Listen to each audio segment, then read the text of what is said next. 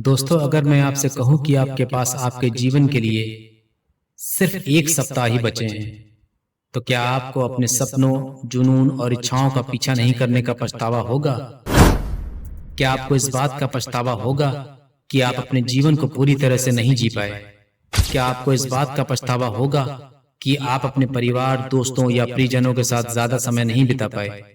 आप में से ज्यादातर लोग इस पॉइंट पर पछताएंगे।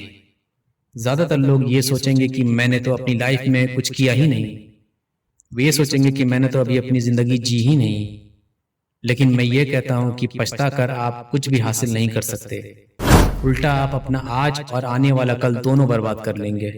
दोस्तों, आप जानते हैं स्टीव जॉब्स ने एक बार एक भाषण में कहा था कि मैंने हर दिन सुबह उठकर आईने में खुद को देखकर यह सवाल किया है कि अगर ये मेरी जिंदगी का आखिरी दिन होता तो क्या मैं आज वो करता जो करने वाला हूं। और जब भी लगातार कई दिनों तक मेरे पास कोई जवाब नहीं होता तो मैं समझ जाता हूं कि कुछ बदलने की जरूरत है। इस बात को याद रखना कि मुझे एक दिन मरना है मुझे अपनी लाइफ के बड़े बड़े डिसीजन लेने में मदद करता है, क्योंकि जब मैं डेथ के बारे में सोचता हूं तो मेरा सारा गर्व, फेल होने का डर, सब कुछ गायब हो जाता है और सिर्फ वही बचता है जो वाकई जरूरी है। इस बात को याद रखना कि एक दिन मरना है किसी चीज को खोने के डर को दूर करने का सबसे अच्छा तरीका है। दोस्तों, अभी मैंने स्टीव जॉब्स के जो शब्द कहे उसका मतलब सिर्फ और सिर्फ ये है कि अगर आप एक ऐसा जीवन जी रहे हैं जिसमें आप हारने के साथ ठीक नहीं रहेंगे क्योंकि आप उन चीजों को करने में सक्षम नहीं थे जो आप करना चाहते थे, तो आप समझ जाइए कि आपको कुछ बदलने की जरूरत है। जीवन बस बहुत छोटा और अप्रत्याशित है कि आप जिस तरह से चाहें नहीं रहते हैं। यह हास्यप्रद रूप से अप्रत्याशित है। यह संभव है कि किसी भी दिन, पूरे दिन, किसी भी समय बिना देखे ही मृत्यु हो जाए। आपको एक छोटी सी कहानी सुनाता हूं। एक टीचर थे जो एक बिल्कुल अद्भुत व्यक्ति थे। उनके 2 बच्चे थे। एक प्यार करने वाली पत्नी थी। वो एक बहुत ही सामाजिक आदमी थे। वो डेली स्कूल बाइक से जाते थे। एक दिन रोज की तरह ही वो अपनी बाइक से स्कूल जा रहे थे और जब वो एक चौराहे को पार कर रहे थे तो एक लापरवाह ड्राइवर कहीं से बाहर आता है और उन्हें ठोकर मार देता है। उनकी मौके पर ही मौत हो जाती है। क्या उन्हें पता था कि अगले ही पल उनकी मृत्यु हो जाएगी? ये कहानी हमें जीवन में बहुत सारी वैल्यूएबल चीजें सिखाती हैं और उनमें से एक ये है कि इससे पता चलता है कि इससे कोई फर्क नहीं पड़ता कि आप कितना इस तरह से मरने के लायक नहीं हैं। इससे कोई फर्क नहीं पड़ता कि आप कितना अच्छे व्यक्ति हैं। इससे कोई फर्क नहीं पड़ता कि आपकी स्थिति क्या है, चाहे कुछ भी हो। इससे पता चलता है कि मृत्यु अपरिहार्य है और यह अंततः हम में से प्रत्येक को निगल जाएगी, चाहे वह 50 वर्ष में हो, 10 वर्षों में, अगले वर्ष या कल भी। आप इसे कंट्रोल नहीं कर सकते। आपके आसपास के लोग इसे कंट्रोल नहीं कर सकते। जब तक आप गलत समय पर गलत जगह पर होते हैं तब तक आपका पूरा जीवन एक पलक झपकते ही गायब हो सकता है। साथ ही आप जो कुछ भी चाहते हैं उसके साथ साथ आप जो कुछ भी कर सकते थे वो सब कुछ पलक झपकते ही खत्म हो सकता है। फिर चाहे आप सड़क पर चल रहे हो, चाहे आप लिफ्ट में कदम रख रहे हो, चाहे आप सीढ़ियों से नीचे चल रहे हो, कहीं भी आप कहीं भी लोगों को दिल का दौरा पड़ने से मरते हुए देखेंगे जिनमें कोई लक्षण नहीं, कोई पारिवारिक इतिहास नहीं, कोई कारण नहीं, कुछ भी नहीं। ऐसा होता है और यह वह क्रूर जीवन है जिसमें हम रहते हैं और यह कुछ ऐसा है जिसे हम नियंत्रित नहीं कर सकते। इसलिए मैं जो स्पष्ट कहना चाहता हूं वह यह है कि आप अपने जीवन में जो भी रास्ता अपनाते हैं उसकी परवाह किए बिना एक बिंदु पर मृत्यु आपको निगल जाएगी। इससे कोई फर्क नहीं पड़ता कि आप सुबह अपने दांत साफ करते हैं या नहीं, आप परिवार बढ़ाते हैं या नहीं, आप अमीर बनते हैं या गरीब, सफल होते हैं या असफल, चाहे कुछ भी हो, आप अभी भी एक बिंदु पर मरने वाले हैं। यह इतना आसान है और यह जानता है कि आप जल्द मरने वाले हैं। जीवन में हार्ड डिसीजन लेने और सुबह बिस्तर से बाहर निकलने के लिए सबसे बड़ी प्रेरणा होनी चाहिए। अब सवाल यह है कि यदि आप अपने सपनों का पीछा करते हैं और आप असफल होते हैं तो आपको वास्तव में क्या खोना है? जरूर आप थोड़ा अधिक आर्थिक रूप से अस्थिर हो सकते हैं। आप तनाव या अन्य भावनाओं का अनुभव कर सकते हैं जो आप चाहते हैं कि आपको कभी अनुभव नहीं करना था, लेकिन किसी भी तरह से भले ही आप असफल हो, आप वापस आ जाएं जहां आपने शुरू किया था, जो कि अब आप हैं।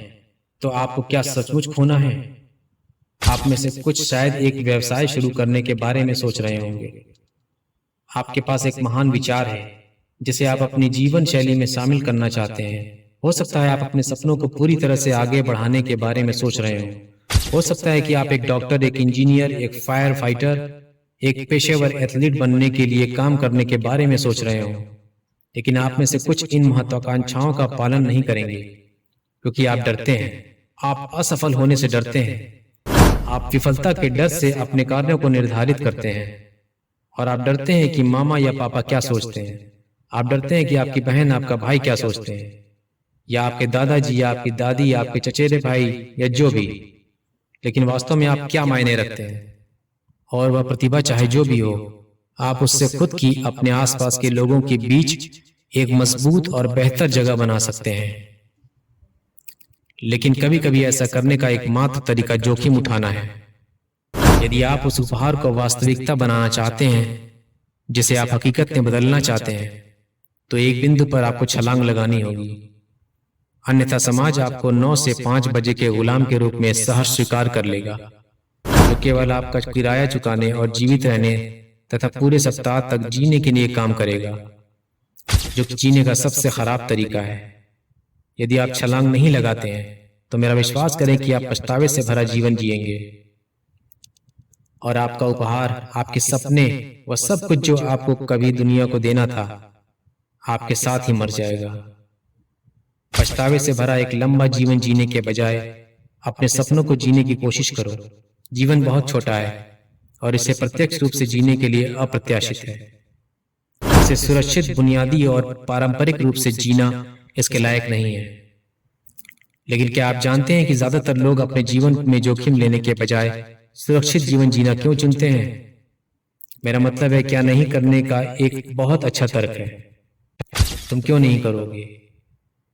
आप ऐसा जोखिम क्यों लेंगे जो आपको तनाव में डालता है, आपके परिवार को तनाव में डालता है, आपकी नींद उड़ा देता है, आपका समय बर्बाद कर देता है, आपसे अतिरिक्त काम करवाता है, आपको 1 से 1000 तक के हास्यप्रद मौके लेने पर मजबूर कर देता है? यही कारण है कि लोग जोखिम नहीं लेना चाहते हैं।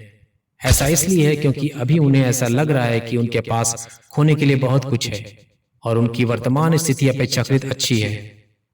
और सबसे महत्वपूर्ण बात यह है कि अभी वे सहज हैं। उन्हें समाज के स्टैंडर्ड्स के भीतर बुनियादी जीवन जीने की आदत हो गई है। समय समय पर अपने दोस्तों के साथ रहना, अच्छी तरह से आराम करना, वे आरामदायक हो गए हैं। और जब आप सहज हो जाते हैं तो आप कुछ करना नहीं चाहते। और इस कंफर्ट जोन को मैं खतरे का क्षेत्र कहना पसंद करता हूं, क्योंकि यह कंफर्ट जोन आपको यथासंभव लंबे समय तक वहां रहने के लिए प्रेरित करेगा। मैं यह भी कहना चाहूंगा कि मुझे लगता है कि शिक्षा बेहद महत्वपूर्ण है और आपके जीवन में सफलता लाने में महत्वपूर्ण भूमिका निभाती है, और ज्ञान ही शक्ति है। जीवन में सबसे अच्छी बात यह है कि हमेशा एक बैकअप योजना रखें और उस पर विचार करें कि अगर कुछ गलत हो जाए तो क्या होगा।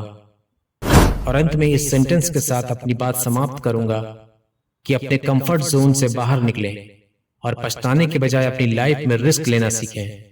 और याद रखें, कामयाब वही होता है जो जीवन में रिस्क लेता है। Thank you all very much. तो दोस्तों, वीडियो आपको कैसा लगा? अपनी राय कमेंट बॉक्स में जरूर दें। आपके कमेंट्स हमारे लिए बहुत इंपॉर्टेंट हैं। तो मिलते हैं अगले वीडियो में। तब तक के लिए जय हिंद, जय भारत। हंसते रहें, मुस्कुराते रहें।